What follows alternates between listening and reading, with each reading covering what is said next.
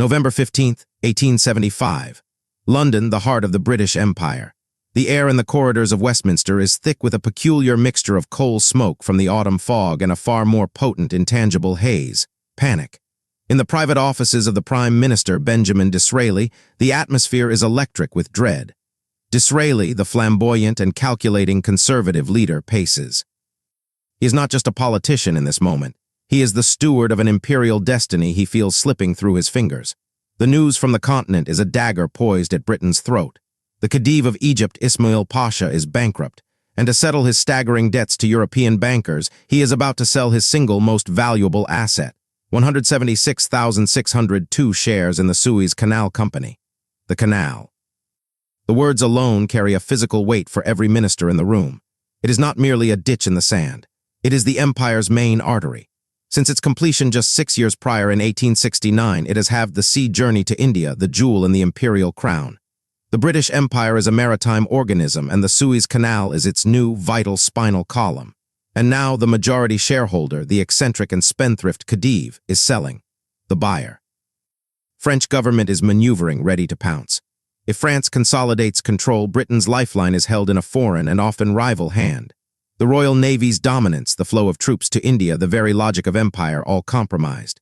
Disraeli understands this in his bones. He is a novelist as much as a statesman, and he sees the narrative clearly, a tragic fall from global preeminence. But the obstacle is as mundane as it is insurmountable. Money. Parliament is not in session.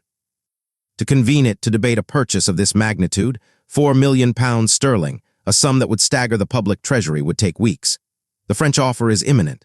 Time is measured not in days, but in hours. Every tick of the ormolu clock on the mantelpiece is the sound of imperial power ebbing away. Meanwhile, across the channel, the scene is one of confident anticipation. In Paris, the French financiers and ministers move with the assurance of men about to claim a prize.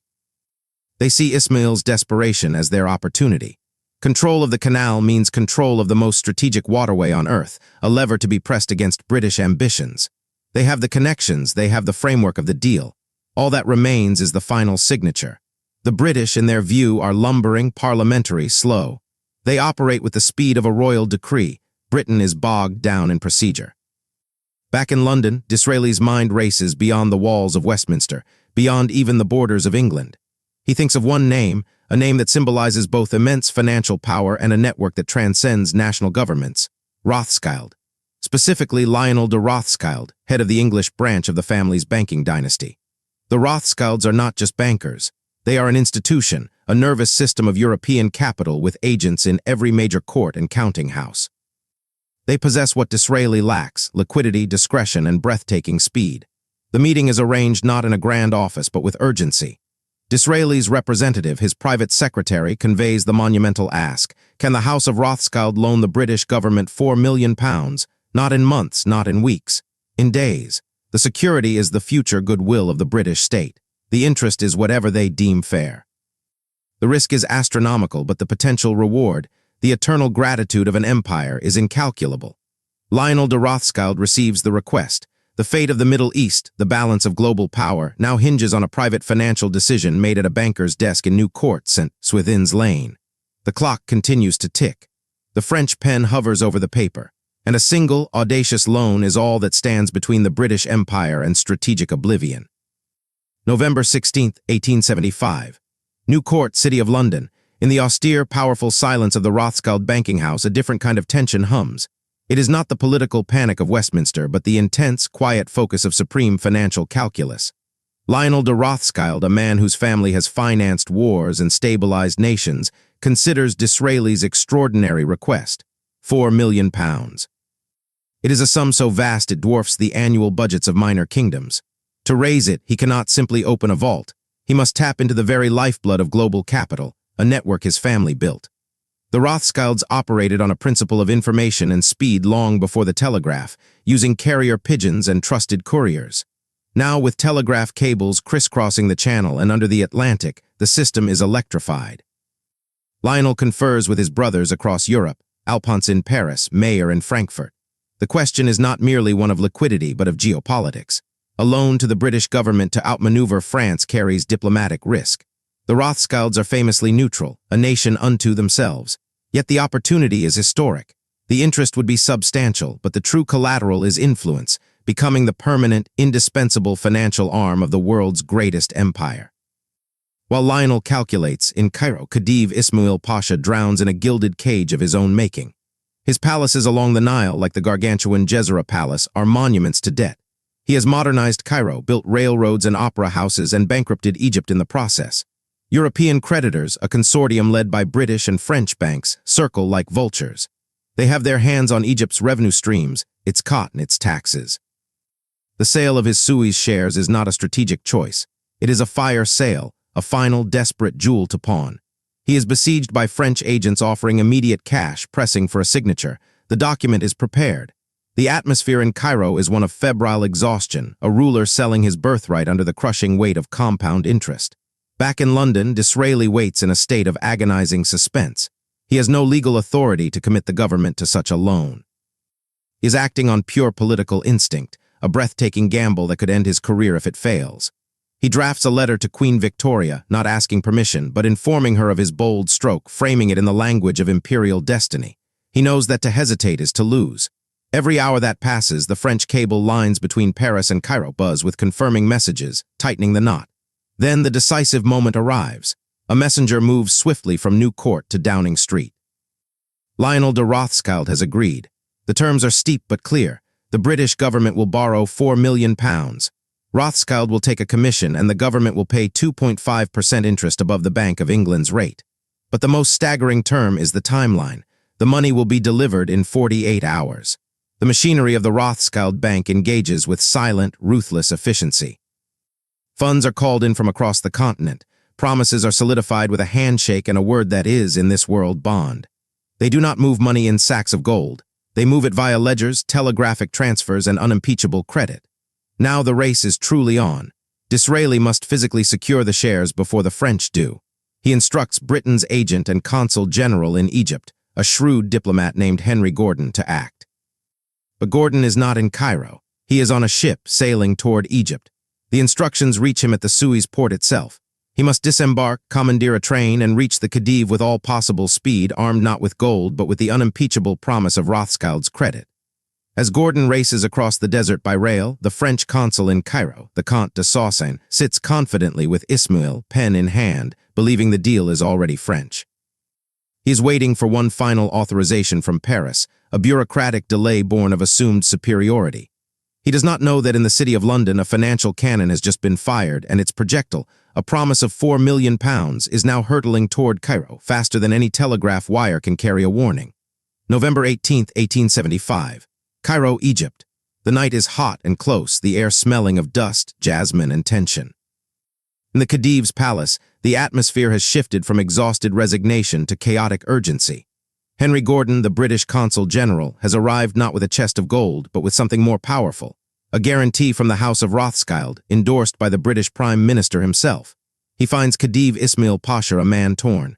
The French offer is concrete on the table, but the British envoy speaks with the directness of an empire that controls the sea lanes to his very palace. The message is implicit but crystal clear. Britain will not allow France to control the canal. Choosing the French bid might mean not just financial relief, but political and even military consequences. Meanwhile, the French consul, the Comte de Saussane, senses the ground moving beneath his feet. His earlier confidence curdles into anxiety. He fires off frantic telegrams to Paris, demanding immediate authority to close the deal.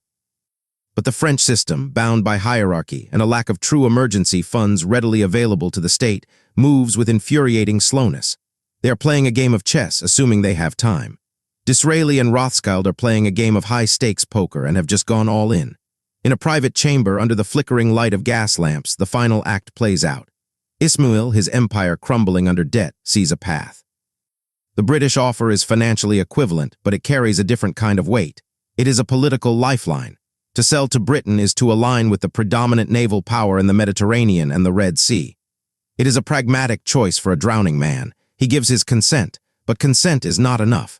The physical shares, the beautifully engraved certificates that represent 44% of the Suez Canal Company, must be transferred.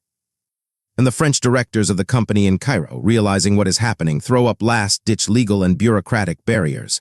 They declare the transfer invalid without company approval. They threaten injunctions. They argue, they delay, they obfuscate. This is no longer a simple purchase. It is a corporate raid happening in real time. Gordon, acting on razor-sharp instructions from London, will not be stopped by procedure. He understands that possession is 9/10 of the law. He insists firmly, with the full authority of the British government behind him, on the immediate physical handover of the share certificates. The night wears on. Lawyers scurry. Voices are raised in French, Arabic, and English. Finally, as the early hours of November 19th approach, Ismail commands it. The certificates are brought forth. The scene is worthy of a thriller. A British diplomat in the heart of Cairo, surrounded by hostile French interests and a vacillating ruler, taking physical custody of 176,602 pieces of paper that represent the strategic future of the Eastern Hemisphere. Gordon secures them. He does not wait for dawn. He has them placed under heavy guard and taken directly to the British consulate, a sovereign piece of British territory on Egyptian soil. Within those walls, the shares are locked in the great iron safe. The act is symbolic, but the symbolism is everything. The canal has not legally changed hands yet, but its controlling interest is now under the protection of the British Crown. In London, Disraeli has spent 2 days in an agony of anticipation. He has not slept. Then the telegraph cable, that great nervous system of empire, thrums with the message from Cairo. It is done. The shares are secured. He immediately writes to Queen Victoria, his prose swelling with triumph. "You have it, madam, 4 million sterling, and almost immediately. There was only one firm that could do it, Rothschild's." The news breaks in London like a thunderclap. The public, unaware of the frantic behind-the-scenes drama, is presented with a fait accompli of imperial brilliance. Disraeli is hailed as a visionary. In Paris, the reaction is one of stunned disbelief, followed by fury. They have been outmaneuvered not on the battlefield, but in the bankers' clearinghouse and the diplomatic backroom. The French press howls about perfidious Albion. The government is humiliated. The balance of power in the Middle East has just tilted on its axis, not by a fleet, but by a loan. November 25th, 1875, the London Stock Exchange. The public revelation of the purchase sends a shockwave of speculative energy through the heart of British finance. Overnight, the value of the Suez Canal Company shares skyrockets. The £4 million investment is instantly worth millions more on paper. Disraeli and his chancellor are hailed as financial wizards. The Rothschild Commission, a staggering £100,000 over £12 million in today's value, is paid without a whisper of complaint. It is the price of an empire. In the clubs of Pall Mall and the editorial offices of Fleet Street, the narrative is cemented. A bold, decisive prime minister has secured Britain's imperial destiny with a stroke of genius. But in the dusty streets of Cairo and the corridors of the Canal Company's headquarters in Port Said, a far more complicated and darker reality begins to unfold. The British government now held a controlling interest, but they did not own the canal. The company remained a Franco-Egyptian entity, its operations still heavily staffed by French engineers and managers. Britain was a dominant shareholder, not a sovereign. This created an immediate and insoluble tension. The canal was the strategic artery, but Egypt itself, bankrupt, unstable, and still nominally under Ottoman rule, was the failing heart that pumped blood into it. The Khedive Ismail, saved from immediate ruin by the sale, found his reprieve was short-lived. His debts were too colossal.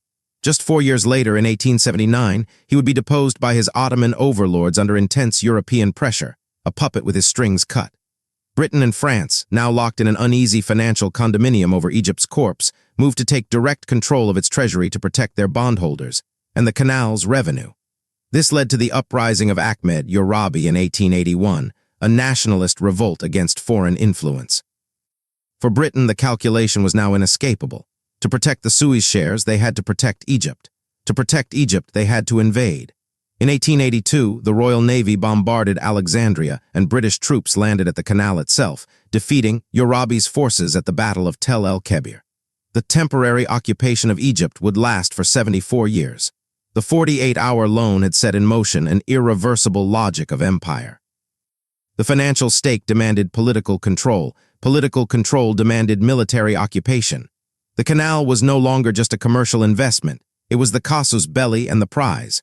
Lord Cromer, the de facto British ruler of Egypt for decades, would later state that the British presence was fundamentally the consequence of the purchase of the Suez Canal shares. A financial transaction had necessitated a colonial empire. The long-term impacts radiated out like fault lines across a map. First, it poisoned Anglo-French relations for a generation, embedding a deep-seated distrust that would only begin to heal with the facing of a common German threat decades later. Second, it drew Britain into the treacherous sands of Middle Eastern governance, creating the Egyptian question that would bedevil European diplomacy for decades. Third, and most profoundly, it established a new model of imperial power, finance as the vanguard of the flag. The Rothschild loan proved that economic leverage could achieve what armies and treaties often could not: swift, silent, and decisive conquest. The shadow of this transaction stretches deep into the 20th century. The British occupation of Egypt and the need to secure the route to India directly influenced the carving up of the Ottoman Empire after World War I, the creation of client states, and the arbitrary drawing of borders that define the modern Middle East. The very tensions between nationalist aspirations and foreign control, first ignited in the 1882 uprising, would fuel the fires of anti-colonial movements for a century. In the end, the story of the 48-hour loan is not one of a simple purchase. It is the story of a trigger being pulled. Benjamin Disraeli saw a narrow, immediate crisis and solved it with a banker's draft.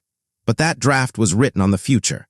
It purchased more than shares. It purchased an imperial entanglement, a legacy of resentment, and set a precedent that capital, moved with speed and ruthlessness, could redirect the flow of history itself. The Suez Canal became a British highway, but the cost was the sovereignty of Egypt and the destabilization of a region. The ledger, opened in those frantic hours of November 1875, is one whose final column has yet to be fully tallied.